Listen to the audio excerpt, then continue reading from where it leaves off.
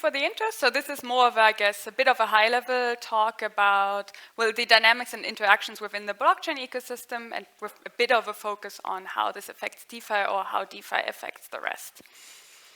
So in general, much of my research has actually, in my PhD, been surrounded by some vision of creating a fair, decentralized, and resilient DeFi ecosystem. But when doing this, what I found is really that these complex dynamics and interactions we have in the multi-layer blockchain ecosystem or architecture really present like unique challenges on DeFi that are, for instance, not present in traditional finance. And well, I quickly just want to go through the blockchain layers, that those, at least those that will be relevant for what I will be talking about. Just note this is not like a complete enumeration of everything, just sort of what will be relevant here. So at the foundation, we have the network layer, and essentially this compromises a peer-to-peer network that manages the communication between nodes and ensures that a dissemination of transactions, blocks, and consensus votes. Then these nodes, at least some of them, they run validators, and these validate blocks, and then they reach agreement on the current blockchain state in the consensus layer.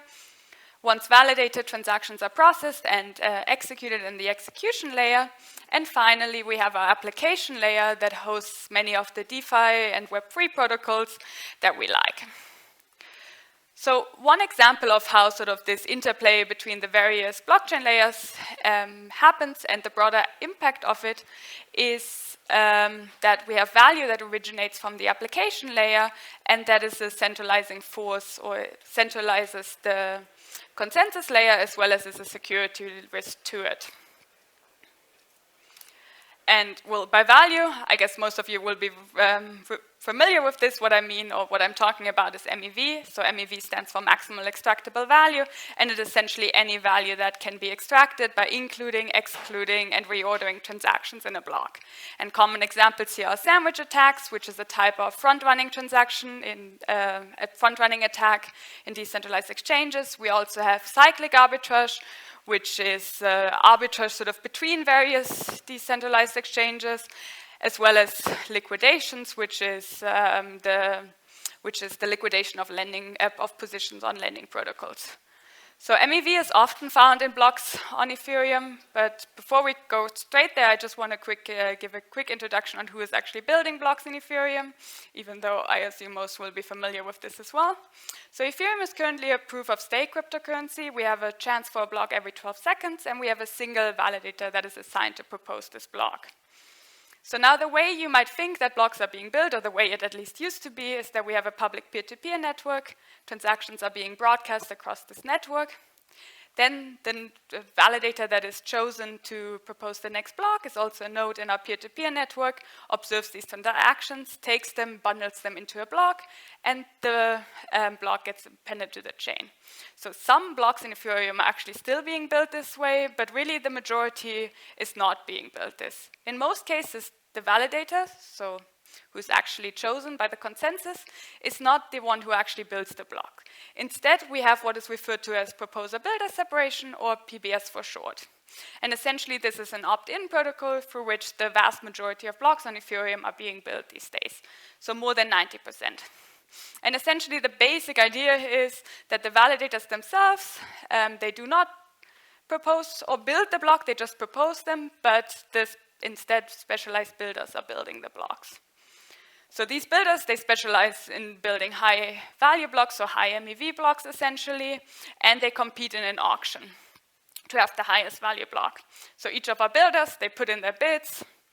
Then there's a relay that connects the two, so connects the builders to the validators. The relay takes the block with the highest bid, passes it to the validator, and if the validator chooses this block, then the block gets appended to the chain, and our validator receives value equal to the bid that was indicated. So you might wonder, why would anyone pay or bid for building a block? Well, that's because these blocks can be very valuable, or the right to build them can be very valuable, and that's essentially a consequence of MEV. So you can assume that sort of the bid should be lower than the actual value of the block, because the builder needs to be, or wants to be, earning some money in performing this. So when PBS was introduced, this was already a while back, there were essentially two main goals it had. And the first was to prevent hobbyist validators from being outcompeted by institutional players. So because these institutional players, what they can essentially do is they can better optimize the profitability of their block building. And then the second was to prevent censorship by essentially separating who's building the blocks from who's proposing them. So a while back, we did a measurement study to analyze how the scheme fares in relation to these goals, and this was essentially sort of the first wide-scale measurement analysis of how PBS is doing. And then we essentially looked at both of these goals to see how it fares in terms of them. And the first one is, well, we looked at how value, so block value, that's priority fees and direct transfers, and profits compare between PBS and non-PBS blocks. And essentially on the slide now you can see on the left side here, each dot there is a block, and on the y-axis it's that block's value, and on the x-axis it's sort of the time at which it was proposed. And essentially all PBS blocks are shown in blue and non-PBS blocks are shown in red. And then on the right side you see the median proposer profit, both for PBS blocks, again in blue, and for non-PBS blocks in red. And essentially the main takeaway here is that the blue stuff sits above the red stuff, so PBS blocks are more valuable, the proposer is getting more from it. And yes, so proposers that use PBS make a greater profit than if they were to self-build their blocks, so in the OG way that we saw it. And as well, we didn't find any indication that sort of relays were preferring some validators over others. So in regards to the first goal, which is whether PBS works at preventing hobbyist validators from being outcompeted by institutional players, PBS seems to be doing a very good job at achieving this. So when we go to the second goal, which is does it also prevent transaction censorship, this, well, there we don't really see any evidence for it. So the first thing being, like at least a while back, many relays were actively announcing that they were censoring types of transaction. The landscape has shifted a bit, but still this was the case for quite some time. And also we find that in PBS blocks, there actually tend to be a smaller proportion of the types of transactions that are typically censored than in non-PBS blocks. So in regards to the second goal, there's really a question mark whether PBS is achieving it, but all evidence we find suggests more the opposite. But then again, the landscape has also shifted in the meantime. So in doing this measurement analysis, what we then also notice is some other things. So for one, this is a centralized landscape. If you have ever analyzed any blockchain or DeFi protocol, this is probably one of the conclusions you always draw, that we have a decentralized system, which is a quite centralized landscape. So the plot now shows the builder share over time, but it already ends sometime in 2023, and essentially it has gotten much worse since then. So already here you see that there were only a few builders that were sort of building the majority of blocks, but these days it's essentially only 2 builders that build 95% of Ethereum blocks. And then another thing we noticed is in regards to the relays. So the relays are a trusted party in this PBS scheme, and for one, sort of the proposers, they trust these relays that they will deliver the full value that was indicated by the bid. But we found multiple instances where this wasn't the case. Importantly, sort of we didn't find any instance where there was any evidence to suggest that this was malicious behavior by the relay. It was sort of just a failure of the things that they were checking.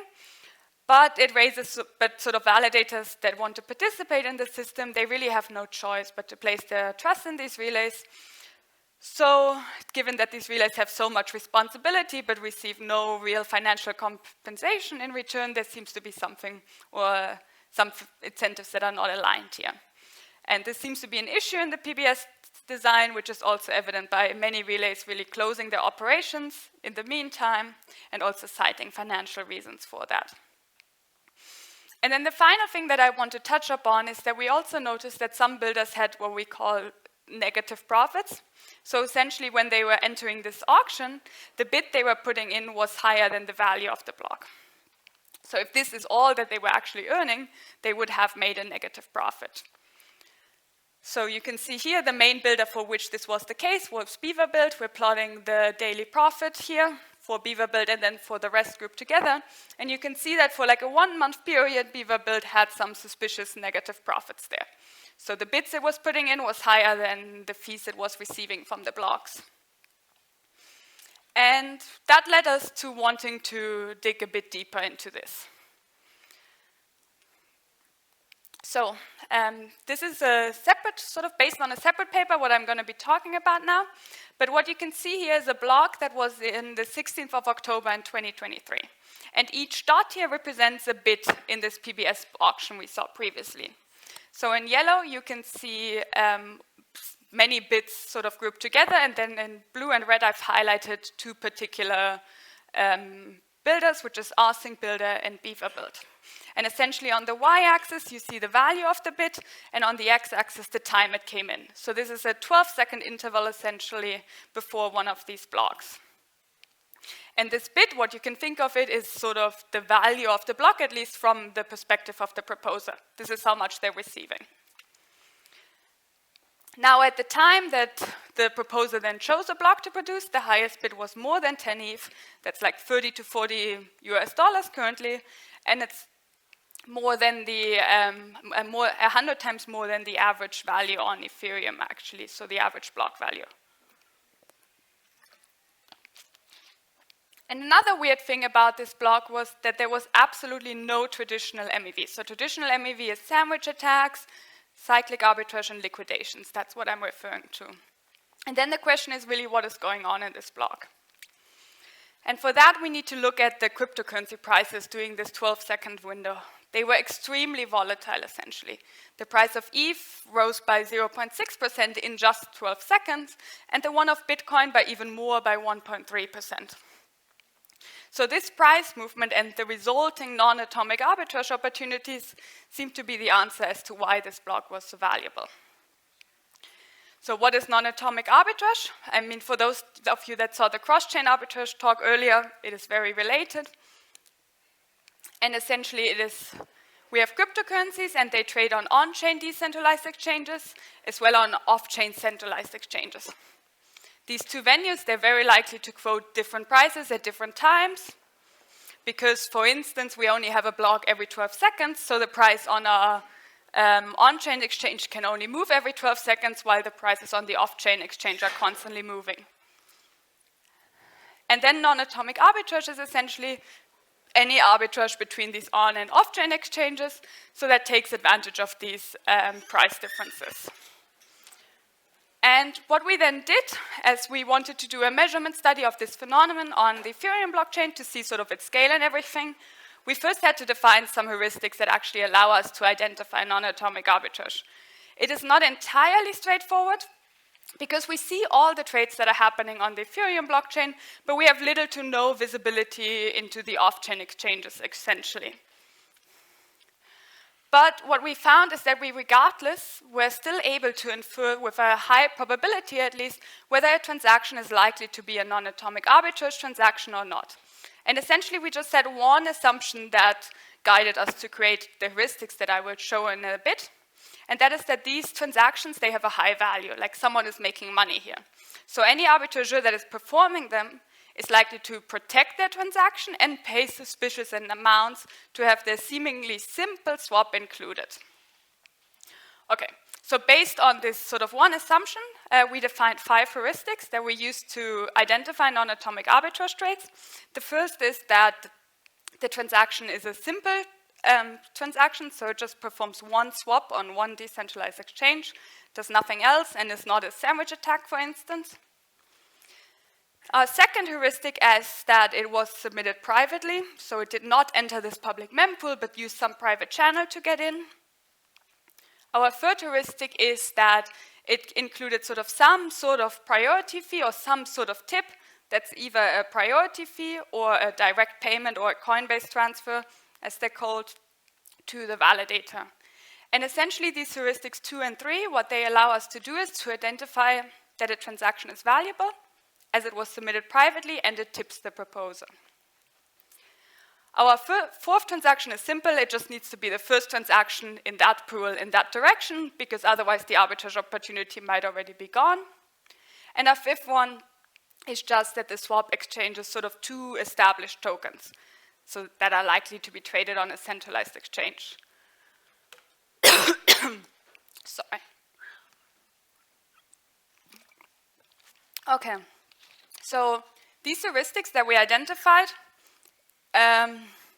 sort of allow us to identify non-atomic arbitrage, but it is important to note that these are neither sufficient nor necessary. So there can be trades that are non-atomic arbitrage that do not meet them, and the same goes the other way around. Some transaction might meet them all and not be non-atomic arbitrage. So what we did is we did some additional testing of heuristics. And essentially what we did is we measured the proportion of transactions our heuristics apply to for some known arbitrageurs, so those are Beaver, Rsync, and Manda, and for all swaps overall.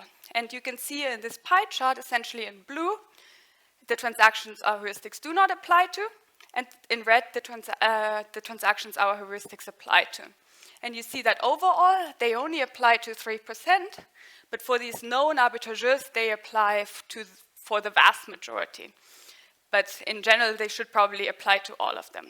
So what this leads us to conclude is that we're probably underestimating the phenomenon rather than overestimating it, but we chose to stick to these heuristics to give like a conservative lower bound of what is going on. And then with the help of these heuristics, we also, of course, wanted to study the non-atomic arbitrage landscape, its drivers and its impact. I'm only going through like a small subset of what we were doing here, essentially. But we are showing the cumulative volume of non-atomic arbitrage swaps over time. And essentially, this plot divides the biggest 11 arbitrageurs. You can see them all separately, and then the rest is grouped together at the top. So one thing I want to point out here is that the total volume, it's really staggering. It's 132 billion US dollars. If you put that into proportion of the DEX volume, it's a fourth of that or more than a fourth of that, so also very significant. Then it's 10% of block value, also 10% of the transaction fees that are not being burned. And we see two periods of time where we see sort of a stark increase, and these are related to the FTX collapse and the USDC DPEG, which are essentially periods of time where cryptocurrency prices were highly volatile. All that means is when prices are volatile, they're moving much more. So these price differences are essentially much more expected to happen, so we would assume that non-atomic arbitrage increases. Then, when we look at the top 11 searches, we see that they are responsible for around 80% of the volume, and when we go to the top 2, they're responsible for around 50% of the volume. So one of the conclusions that we always draw is that we, again, have a centralized landscape at our hands here. So what I want to do next is then say, okay, so what is the impact of this happening? Because part of this talk is supposed to tell you that, well, whatever is happening on DeFi here, because that's where non-atomic arbitrage is sitting, affects sort of the rest of the blockchain stack. And the first thing to note is that this poses a risk to the consensus layer. If we look at the value, so this is again sort of the transaction, like the priority fees and the direct transfers of non-atomic arbitrage in relation to the rest of sort of these MEV types of transaction, we see that it's a bit lower than sandwich attacks and significantly higher than cyclic arbitrage and liquidations. And essentially, this just goes to show that these non-atomic arbitrage transactions, they are some very high-value transactions. They really, sandwich attacks are the only one that compete with it. And then any type of high-value transaction, so this is not unique to non-atomic arbitrage, poses a risk to the consensus layer. And essentially, sort of what is happening is that the consensus layer is vulnerable to what is known as time-banded attacks. So it can be rational for a block proposer to try to fork out the previous proposer to get the profits. So let's just look at a quick example here. We have a blockchain and some very high-value transactions sitting in one of our blocks, and then the next proposer is malicious, wants it for itself, and could somehow try to fork out that block to then extract the value. So it doesn't append its block to the previous one, but to the one before. And the higher the value of these transactions, the more likely it is for this to be actually rational behavior. And then the second thing is that this non-atomic arbitrage, it really causes congestion in the Ethereum network during these times of high cryptocurrency price volatility, and that affects all users. So even if you want to, I don't know, just transfer half a ETH to your friend. And to see how the effect is, let's look at two blocks. So the green one here is an overall block, so the average block essentially. And the red block here is an average block in the 99th percentile of ETH price volatility. So essentially in the 99th percentile, where in the 12 seconds leading up to the block, cryptocurrency prices were extremely volatile.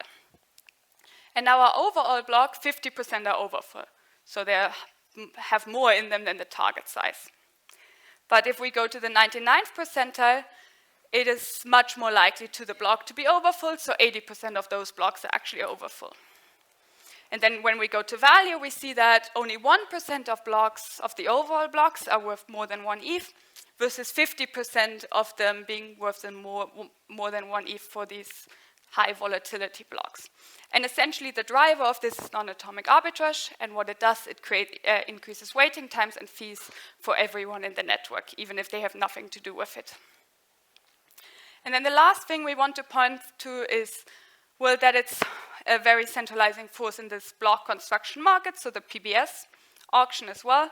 There are actually some builders that have their own sort of integrated arbitrageurs that do these non-atomic arbitrage things, and then these builders dominate non-atomic arbitrage, and thereby they dominate block construction during times of high volatility. So if you remember sort of what got us onto this is that we were noticing these suspicious negative profits for BeaverBuild. BeaverBuild is actually one of these HFT builders, as they're called. It has its own non-atomic arbitrage sort of bot that it's running, and it was actually subsidizing its bot for around a 1 month period there. That's where these negative profits were coming from. They weren't actually negative profits. And then also, as I mentioned already, what we see, even though these lines are not really showing up here, but we see that these HFT builders, they have an edge in the block auction during times of high volatility. Currently, only one of them is still actually operating. So essentially, it dominates the block auction during times of high cryptocurrency price volatility. And this is then at those times a very centralized market. Okay. So this is one example of this, how this value from DeFi can really centralize and be a risk to the consensus layer. Then a question you might ask that I want to touch upon a bit, since in the meantime some proposals came out, is what we can do about it. And it should come as no surprise that sort of the things that are out there to address this are actually not sitting all on the application layer where this value is originating, but these ideas also target other layers. One idea is to shorten block times, because these price differences, they're expected to be shorter when we have shorter block times. However, you should also consider the impact this could have on the general consensus safety if we just go ahead and reduce block times. But another possible avenue is just moving DEX volume to these L2s, where block times are already shorter. A different idea is the concept of multiple concurrent proposers. The intuition here, just at a very high level, being that this competition between the concurrent proposers helps us get away with these negative externalities from non-atomic arbitrage. There's currently some ideas out there on how to implement this, but this is all still in its early stages. And then the final idea, and this is one that actually more or less sits at the application layer, is to do batch auction. CowSwap is a protocol that does it, and essentially the idea is that we just aggregate all trades that want to go in a block and we execute them all at the same time. So no one entity sort of can run away with it all. Okay, so what I was going through again was an example of how this value from the application layer can really be a threat to the consensus layer. And now I want to go through another example of how these forces can be acting in the opposite direction. So this example being that execution layer bottlenecks that sort of prevent us from increasing blockchain throughput can actually sort of hinder DeFi and Web3 applications from achieving wide-scale adoption, because it's just simply too expensive to interact with them. But if we, let's say, were to increase throughput by 4, maybe it will all go cheaper, and these applications would achieve a wider adoption. So to understand why, let's start by looking how transactions are executed in Ethereum currently. So we have a block here with 4 transactions. Now today, what the Ethereum virtual machine does, it takes these transactions, puts them in order, so in the order that they were included in, and then just executes one after the other sequentially. But the question is, why does Ethereum not just allow these transactions to be executed in parallel, of course in some deterministic way, so that we all still agree on this state after this happens? The benefits of this would be that we could scale throughput without actually increasing hardware requirements. I mean, most consumer hardware these days comes with multiple cores. So by spreading the workload across these cores, it would allow us to increase throughput without actually increasing any hardware requirements, and other blockchains such as Solana are already doing it. So this sounds like a very sort of nice thing. It sounds perfect. We can just parallelize, and then we can increase throughput, and everything will be better. But we shouldn't fully get ahead of ourselves here, because we also need to ask sort of what throughput can we even achieve. Like imagine 2 transactions that trade in the same liquidity pool. We cannot execute them in parallel. Afterwards, sort of things could go wrong. And in Ethereum, actually, very many transactions interact with the same state. So this is just a plot, essentially, that shows an address-based graph representation of the transactions in one Ethereum block. So each of these vertices is a contract, and all the edges are essentially calls by transactions. And the main important thing to see is that we have this big connected component in the middle, where there's a bunch of DeFi things going on. Sort of the colored dots, they are a lot of DeFi things. And essentially, these transactions that are part of this connected component are a bit harder to parallelize, because, well, in the component, they are all somehow connected, and we cannot just fully execute them independent from each other. But despite Ethereum, despite these Ethereum transactions really having a lot of dependencies, there is around a 4-fold speed up that we could easily get to, or that is realistic. Yes. And then the next question is sort of like, is there anything else, or is there anything other that we should be aware of when we move to parallel execution? Okay, so we know now that we can get a 4-fold speed up. Is there anything else we should be aware of? And the thing I want to focus on is that if we move to parallel execution, we must also have a fee market that can actually handle it. So to understand why the current fee market wouldn't suffice, let's first look at it. So a transaction fee on Ethereum is essentially just the amount of gas units multiplied by the gas price, so the price per unit of gas, and then we get our total fee. The gas units here, at least the part of the gas units that I'm talking about, is just a measure of the computational complexity, essentially, of a transaction. There's some other parts, but they're not relevant for execution, so I will just ignore them. And essentially, you can think of this execution component of gas as being a proxy for time. So it's supposed to estimate the time it takes to execute this transaction. And throughout, we will simply assume it's equal to time.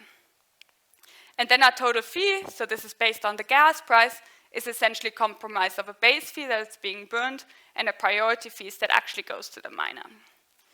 But the focus for me is largely just going to be these gas units. So how should we calculate these gas units in a fee market where we want to be handling this parallel execution? And before we get there, I want to first, again, sort of highlight what the problem is with the current mechanism. So in terms of gas units that are consumed by a transaction, this is sort of where the problem lies. So let us consider a sample transaction here, which is transaction 1. It takes 6 units of time to execute, and it accesses 6 different resources. So you can think of this as like storage keys in a smart contract, for instance, the state of a liquidity pool, so the reserves in a liquidity pool. And essentially for us, in our model, this is all we will want to know about the transaction: the time it takes and the resource set that it accesses. It's a bit of a simplification because, for instance, we're not differentiating between reads and writes, but for our purposes, it's a quite good approximation of the real world. And then we can also draw a transaction as a rectangle. So on the y-axis, you see the time. This takes 6 units of time. And on the x-axis, you see which resources are being accessed and thereby blocked by this transaction. Now, the current mechanism, when it decides how many gas units this transaction uses, completely ignores the resources that are being accessed. It just says, okay, the gas that this transaction consumes is equal to the time it takes, at least for our model now, and this is 6 seconds. So this is 6 units of gas that this transaction will be charged. But we have a different transaction. This is transaction 2. Takes exactly the same time to execute, but only blocks 2 resources, or only accesses 2 resources. The current mechanism will also charge this transaction 6 units of gas. This is perfectly fine when we're only doing sequential execution, because, well, we're executing one transaction after the other, so we don't really care whether we can somehow parallelize. But when we move to parallel execution, there are some problems here, because one of the transactions is blocking much more off, where we cannot execute things in parallel on those resources, while the other one is not. And then sort of one natural question to ask is, so if we're moving to parallel execution now, what are the properties we want from the gas component in a fee market? Or sort of to ask it a bit differently, what type of transaction should cost more than some other transaction? So the first property is a very natural monotonicity property, and it is essentially the one that we saw already. So we call this property resource sensitivity, and all it demands is that we have one transaction that requires a resource set that is a superset of another transaction. So it requires strictly more resources, but sort of the same resources as well, while taking the same amount of time. Then it should consume more gas. So in our example here, we have TX2, which takes only a subset of the resources of TX1, so we would want TX2 to consume less gas. It is also quite intuitive to see why this property not holding is actually a problem, because then I can just add some resources and not pay or not be penalized in terms of gas units or gas consumption for this. Then there's another very natural monotonicity property we want, and this the current gas mechanism actually satisfies, and that's time sensitivity. So if we have 2 transactions and they use the exact same resource set as our transaction 1 and transaction 2 here, but one takes longer than the other, that transaction should also cost more. Again, this is a very intuitive property. Otherwise, I can just add computation to my transaction. I will sort of increase the load on the network, but will not be forced to pay for it. So the next property is a bit more complicated, and this concerns sets of transactions. So the capital T here now denotes a set of transactions, and we have the set T1 and the set T2. And what you can see here is that the set T2 is sort of a subset of the set T1. So in T1, we just have an extra transaction in there.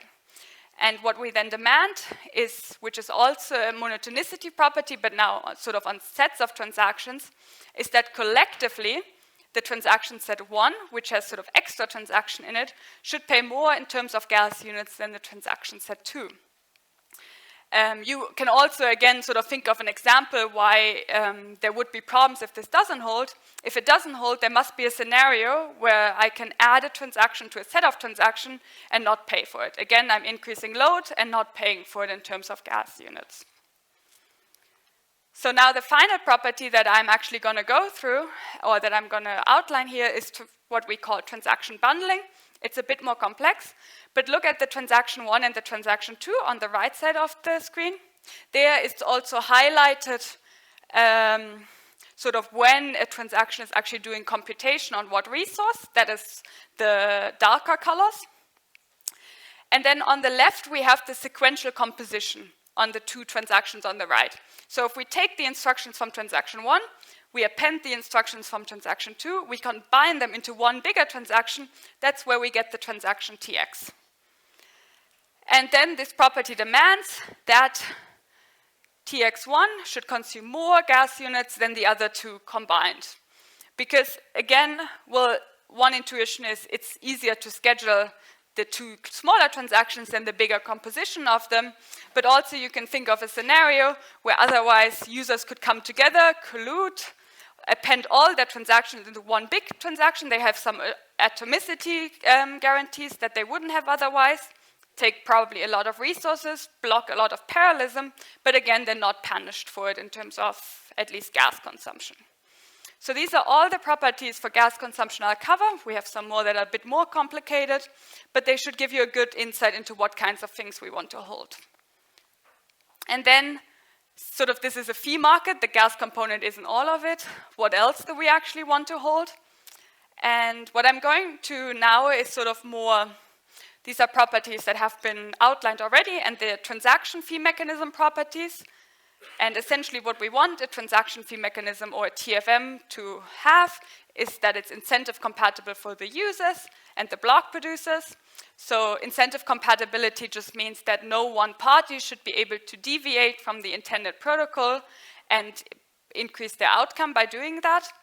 We also wanted to have some good welfare guarantees and it to be proof against off-chain agreements. So this is agreements between users and a block producer where they can collude with each other and then increase the expected outcome. So these are, as I said, very standard TFM properties. We actually know that it's not possible to achieve them all, but still we have some TFMs that get us at least to a decent state. And yes, so what I put forth until now is essentially just a wish list of properties that we want a fee market to have that supports parallel execution. And the next question is, well, what sort of fee market can achieve this? And essentially, you can think of the total fee, again, as the gas units times the gas price. And the way we then approach this is that we take a transaction, we feed it into what we call a gas computation mechanism that outputs how many gas units a transaction consumes. Then we feed that along to a transaction fee mechanism, and finally we get the fee that this transaction is supposed to be paying. So now the type of gas computation mechanism we envision, sort of what we were doing, this is still a bit of preliminary work, but what we think is that weighted area is actually a good candidate, or what we call weighted area. So essentially the gas that a transaction consumes is the time it takes multiplied by the sum of the weights of resources it consumes. And these weights, so we have one weight per resource, and it essentially approximates the demand that there is on this resource. So for instance, if you're using the most popular pool on Ethereum, there should be a higher weight than, well, some pool that no one else is using that date, on that same day. And then for the transaction fee mechanism, you can use whatever you want.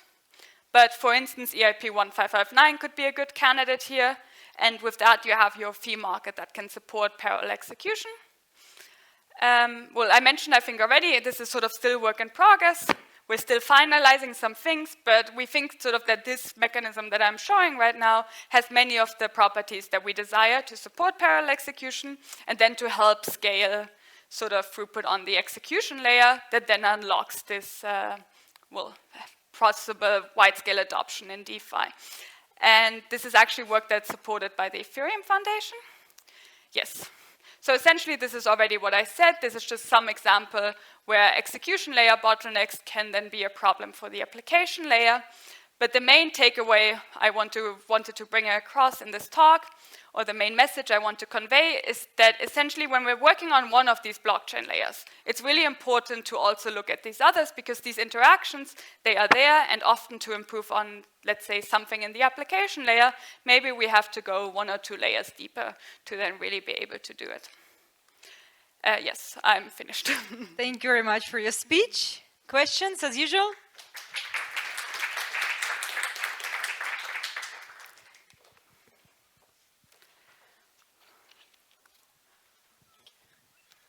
Yeah, thank you for that. That was an incredibly good presentation. It was explained some very complicated things really well, just more generally. So thank you for that. 2 questions, completely separate parts. The first part of the talk, you mentioned a specific interesting block. Did you ever kind of go back to that block and discern exactly kind of which transaction or which transactions were specifically the ones of interest? I did look back at it. I don't know all of it at the top of my head, but I believe there were like 20 to 30 non-atomic arbitrage swaps in there. They were, except for 3 of them, they were all done by the same arbitrageur, and that was the arbitrageur that was associated with the builder that won the auction.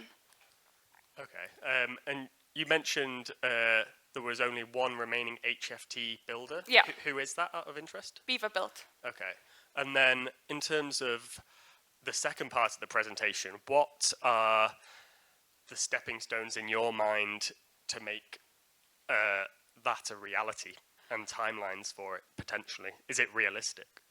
I think I've been hearing a lot of talk that Ethereum sort of wants to move back to actually doing something on the L1. Solana, for instance, at least has some parallel execution already, but it doesn't have a fee market that is suited for it. It just uses essentially sort of the fee market as if it were executing things sequentially. So I'm not entirely sure like what the timeline is. At least for Ethereum, it's difficult to estimate, but maybe for some other blockchains that are already using parallel executions but don't necessarily have a fee market for it yet, maybe that's like a quicker timeline there. Thank you very much. Unfortunately, we are running out of time. I see we have lots of questions, but I will welcome you just to come directly to the speaker and discuss with her. I'm really sorry, but we are running out of schedule. Thank you very much. Thanks a lot.